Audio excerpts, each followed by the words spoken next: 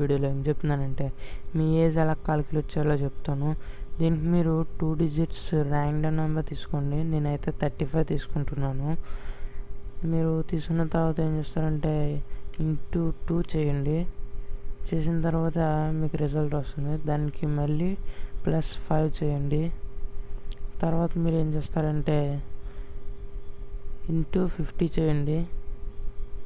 250 చేసిన తర్వాత మీకు రిజల్ట్ వస్తుంది. దానికి మళ్ళీ +1766 యాడ్ చేయండి. యాడ్ చేస్తే మీకు నెంబర్ వస్తుంది. దీనికి మైనస్ మీ బర్త్ ఇయర్ ఉంటుంది చూసారా, ఆ బర్త్ ఇయర్ని ఇక్కడ ఎంటర్ చేయండి, మైనస్ చేయండి ఆ నెంబర్తోనే.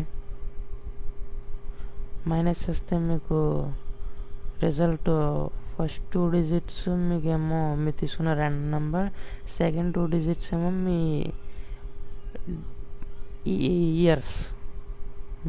ఇయర్స్. ఈ వీడియో కనుక మీకు నచ్చినట్టయితే థ్యాంక్స్, లైక్ అండ్ సబ్స్క్రైబ్.